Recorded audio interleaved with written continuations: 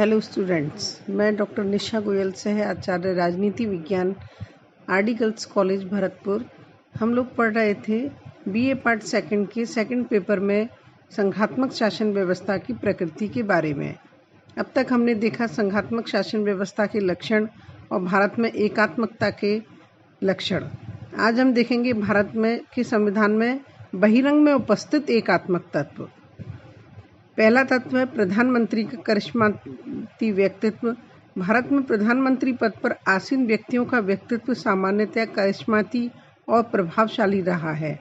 पंडित जवाहरलाल नेहरू जैसे व्यक्तित्व वाले प्रधानमंत्री ने भारत को राजनीतिक स्थिरता और राष्ट्रीय दृष्टिकोण प्रदान किया।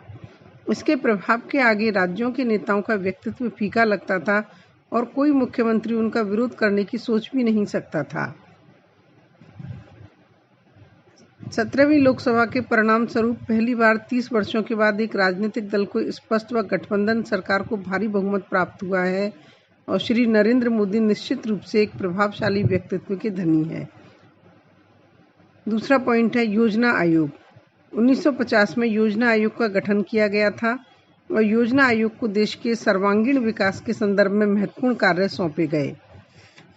योजना आयोग के महत्व के संदर्भ में ही प्रधानमंत्री आयोग का अध्यक्ष होता है और उसके कार्यों को प्रभावी बनाने के लिए केंद्रीय मंत्रिमंडल के कुछ वरिष्ठ मंत्री भी आयोग से संबंधित होते हैं। वस्तुतः योजना आयोग प्रशासन के सभी क्षेत्रों में रक्षा को छोड़कर के भावी विकास के लिए प्रमुख निर्णायक बन गया। अशोक चंदा ने आयोग के महत्व के कारण उसे देश का आर्थिक मंत्रिमंडल तक कहा। 1 जनवरी 2015 को योजना आयोग को समाप्त कर दिया गया है। इसके स्थान पर नीति आयोग की स्थापना की गई है। तीसरा है राष्ट्रीय विकास परिषद। योजना आयोग की भांति राष्ट्रीय विकास परिषद भी देश की आर्थिक नीतियों के निर्धारण में अत्यंत प्रभावशाली निकाय रहा है। आयोग की सामान्य परिषद भी संविधान की उपज नहीं है। के संथानम ने इसे भारतीय संघ की सर्वोच्च मंत्री परिषद बताया है। व्यवहार में राज्यों की योजनाओं संबंधी निर्णय राष्ट्रीय विकास परिषद में लिए जाते तथा जिससे राज्यों की स्थिति केंद्र सरकार के एजेंट के समतुल्य हो गई। नंबर 4, मुख्यमंत्रियों पर भ्रष्टाचार के आरोप और जांच में केंद्रीय एजेंसियों की भूमिका। ऐसे कुछ तत्व भी केंद्रवादी तत्व विद्यमान हैं और आज स्थिति यह है कि अधिकांश मुख्यमंत्री और मंत्रियों पर भ्रष्टाचार के आरोप हैं जिनकी जांच केंद्रीय जांच ब्यूरो सीबीआई जैसी एजेंसियों के द्वारा की जाती है। इन जांच एजेंसियों पर केंद्र सरकार का प्रत्यक्ष परोक्ष नियंत्रण तो है ही। केंद्र सरकार और प्रधानमंत्री पदधारी को प्राप्त कृपा की शक्तियों की इस संबंध में बहुत महत्वपूर्ण भूमिका है। तो ये थे भारत में संघात्मक शासन प्रणाली में एकात्मकता के बहिरंग में उपस्थित तत्व और एकात्मकता के अंतरंग में उपस्थित तत्व। अब हम देखेंगे 1947 के काल में जब भारतीय संविधान का निर्माण हो रहा था तब संघात्मक व्यवस्था के 3 मॉडल विकसित हो रहे थे।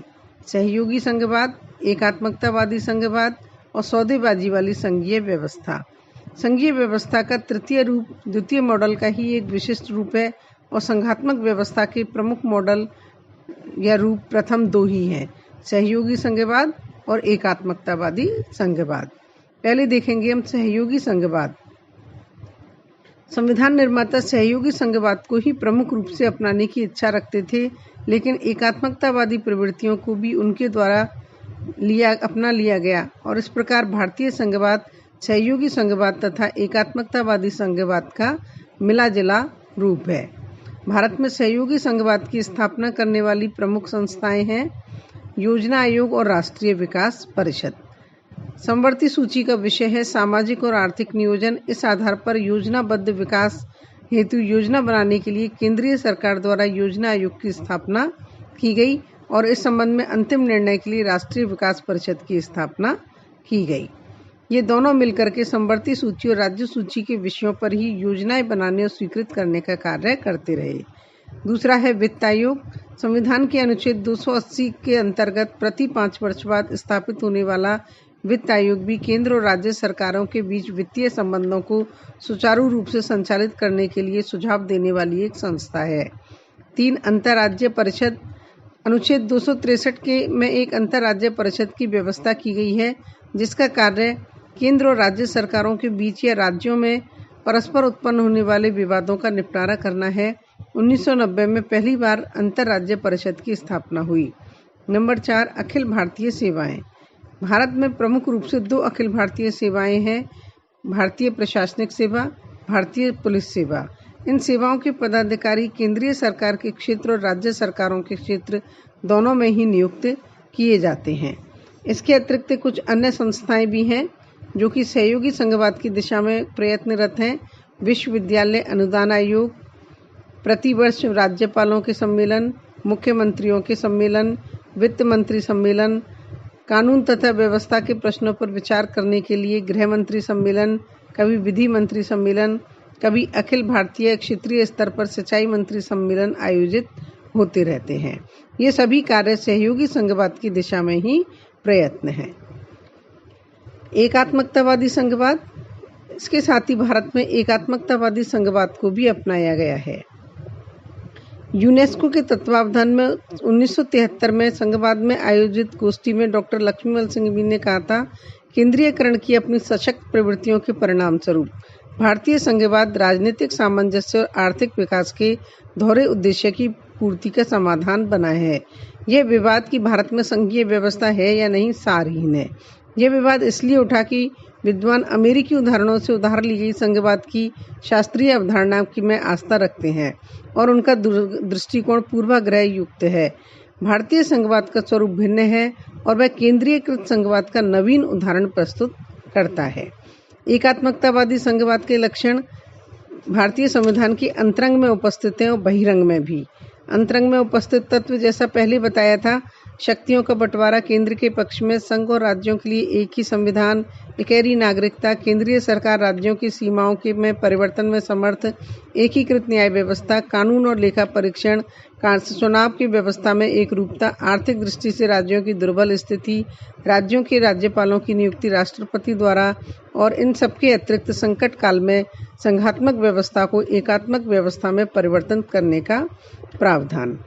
और जैसे कि बहिरंग में उपस्थित तत्व बताए थे, प्रधानमंत्री का करिश्माई व्यक्तित्व, सामान्यतः एक दलीय प्रभुत्व, योजना आयोग और राष्ट्रीय विकास परिषद, ये सभी तत्व इसके लिए आवश्यक, ये सभी तत्व भारत में विद्यमान हैं। तीसरा है सौदेबाजी वाली संघीय व्यवस्था। छठे आम चुनावों के परिणामों से भारतीय संविधान में आमूलचूल परिवर्तन आया। केंद्र में जनता पार्टी की सरकार स्थापित हुई और राज्यों में विविध दलों की सरकारें स्थापित हुई।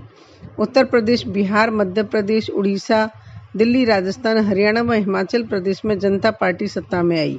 पंजाब में जनता व अकाली दल, पश्चिम बंगाल में मार्क्सवादी दल, तमिलनाडु व पांडुचेरी में अन्ना द्रमुक, कश्मीर में नेशनल कॉन्फ्रेंस, केरल में साम्यवादी दल के नेतृत्व वाला मोर्चा, कर्नाटक और आंध्र प्रदेश में कांग्रेसी सरकारें पदासीन थीं। केंद्र की जनता सरकार एक दुर्बल सरकार थी क्योंकि यह विभिन्न घटकों से बनी एक गठबंधन सरकार के समतुल्य थी। अतः राज्यों की सरकारों ने सौदेबाजी करने का अनवरत प्रयत्न किया। जहां तक कि कतिपय गैर जनता राज्य सरकारों ने राज्य स्वायत्तता का नारा बुलंद किया। वित्तीय स्रोतों के वितरण को लेकर पश्चिमी बंगाल की मार्क्सवादी सरकार ने सदैव केंद्रीय सरकार से दबाव एवं सौदेबाजी की भाषा में बातचीत करने का प्रयत्न किया। 1989 से 2009 के निर्वाचनों से ये इंगित होता है कि भारत में संघ व्यवस्था का सौदेबाजी वाला प्रतिमान ही कार्यरत है। सभी सरकारें, केंद्रीय सरकारें, अल्पमतीय सरकारें जिन्हें सत्ता में भाग लेने के लिए अन्य दलों का सहारा लेना पड़ता है, जो राज्यों के शक्ति के पुंज हैं। अनेक राज्यों में क्षेत्रीय दलों की सरकारें सत्तारूढ़ थीं, जिनके कंधे पर केंद्रीय सरकार टिकी हुई थी और अनेक मसलों पर वो केंद्र से सौदेबाजी करने में नहीं हिचकिचाती थी। इंडिया टुडे ने 15 अगस्त 2010 में लिखा है कि केंद्र में 1989 के बाद से कोई भी पार्टी क्षेत्रीय पार्टी के समर्थन के बिना सरकार नहीं बना सकी। 1990 के दशक में अस्थिरता के बाद पिछले 15 वर्षों के दौरान भाजपा और कांग्रेस के नेतृत्व वाली केंद्र की गठबंधन सरकारें रही हैं। उनकी स्थिरता का सीधा नियम रहा है, एक हाथ दो, उस हाथ लो।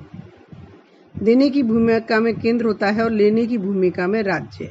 वक्त के साथ ये दोनों राष्ट्रीय पार्टियां क्षेत्रीय राष्ट्रवाद के साथ समझौता करना सीख गईं, चाहे वे राष्ट्रीय जनतांत्रिक गठबंधन की सरकार बनाने में तेलुगु देशम पार्टी हो या द्रविड़ मुनेत्र कड़गम हो या यूपीए सरकार को समर्थन दे रहे द्रमुक और तृणमूल कांग्रेस हो।